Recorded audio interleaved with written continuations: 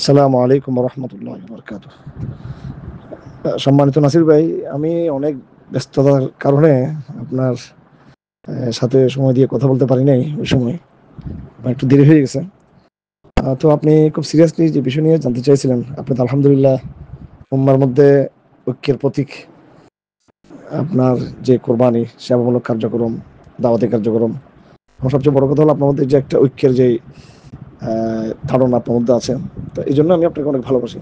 তো আমার বিষয়টা হলো জামাত ইসলামের সাথে একটা যে সাময়িক একটা যে এই ফেসবুকে অনলাইনে যে দূরত্ব সৃষ্টি হয়েছে আমার সাথে, এটা আসলে একটা সংগঠনের সাথে যে আমার দূরত্ব, বিষয়টা সেরকম না। এটা ওনাদের একাংশ, একটা অংশ যারা সন্তোষ শর্মাকে যারা ইনভাইট করেছিল, স্বাভাবিক আমি তো তার অত্যন্ত সিরিয়াস একজন ভিকটিম। এবং বিষয়টা খুব চারটেখানি বিষয় না, এটা অনেক সিরিয়াস একটা বিষয়।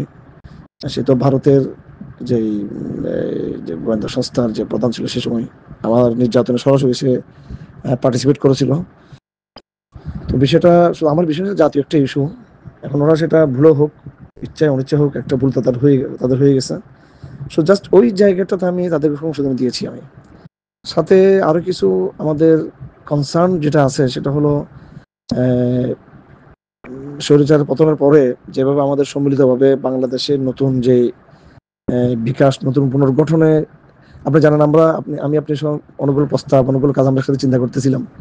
তো এক্ষেত্রে ইসলামী দলগুলোর একটা বড় শূন্যতা যে তারা পারস্পরিক বোঝাপড়ার মাধ্যমে, বা বিশেষ করে বিগত 17 বছর ধরে স্বৈরাচার বিরোধী আন্দোলনে যারা অগ্রগামী ছিল, আমরা যারা ব্যক্তি হিসেবে মাঠে ছিলাম, জামাত দল হিসেবে মাঠে ছিল, এবং আমরা আলহামদুলিল্লাহ মোটামুটি রাজনৈতিক, বুদ্ধিভিত্তিক, সাংস্কৃতিক, সামাজিক, জিও পলিটিক্যাল সব লাইনে আমরা চিন্তা ভাবনা রাখি, এটা জামাত ইসলামী ভালো করে জানে। তো আমাদের মধ্যে একটা সমন্বয়ের দরকার ছিল।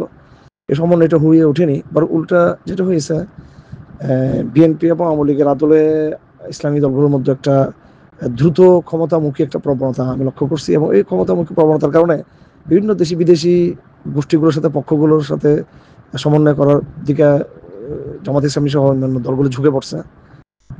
তো এখানে দেশি বিদেশি বিভিন্ন চক্র আছে, বিষয়টা খুব সাবধানতার বিষয় ছিল। এখানে অনেক কিছু ভুল মিস্টেক হয়ে গেছে। এরপরে এই বিভিন্ন দেশি বিদেশি সংস্থাগুলো আবার একের বিরুদ্ধে একজনের বিরুদ্ধে একজনকে লাগিয়ে দেওয়ার তাদের একটা প্রয়াস ছিল। আমি অনেক কিছু সাক্ষী। এক্ষেত্রে অনেক অসতর্কতামূলক কাজ জামাত ইসলামের পক্ষ থেকে হয়েছে, আমাদেরও কারো পক্ষ থেকে হয়েছে। সন্তোষ শর্মার বিষয়টি জাস্ট একটা দুর্ঘটনা ছিল, সেটা আমি মনে করি। জামাত এখানে অনুতপ্ত আশা করি হবে এটা বিষয় নিয়ে। এই বিষয়টা এখানে শেষ। আমি যেটা আজকে আপনাকে বলতে চাচ্ছি, বিষয়টা আসলে এখানেই শুরু, এখানে শেষ। আমার সাথে এরকম জমাতের মতো একটা শহীদ কাফেলা, এটা তো যাই হোক, এটা বিশাল এক ইতিহাস। এগুলো ওনারা ভালো করে জানেন যে কিভাবে আমরা একসাথে সহযুদ্ধের ভূমিকা ছিলাম। এবং শহীদ নেতৃবৃন্দ রহমতুল্লাহ আলাইহি যারা ছিলেন, ওনাদের পরিবারের সাথেও আমার একেবারে জেলে থাকতো, জেলে যাওয়ার আগে, জেলে যাওয়ার পরে কোনো না কোনোভাবে একটা যোগাযোগ ছিল। আমি ওনাদের স্যাক্রিফাইসের কারণে অনেক বেশি দুর্বলতা আমাদের মধ্যে রয়েছে, এবং কমই অঙ্গনে আমি এই কথা সেটেল করেছি, এস্টাবলিশ করেছি যে জামাত নেতৃবৃন্দ শহীদ করা হয়েছে এবং এটা মজলুম। এটা একবারে এটা দেবালোকে স্পষ্ট।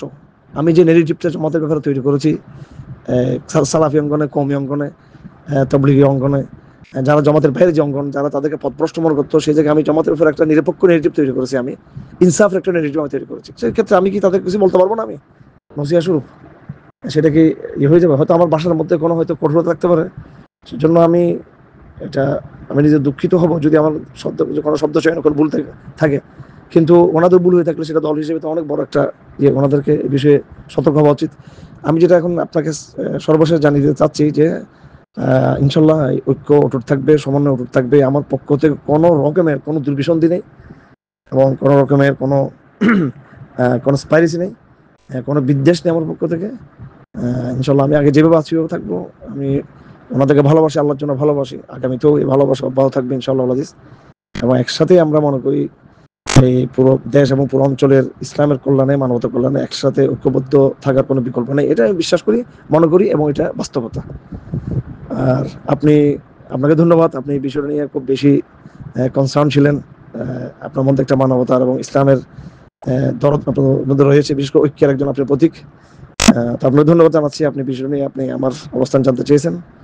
জাজাকাল্লাহ। আসসালামু আলাইকুম রহমতুল্লাহি ওয়া বারাকাতুহু।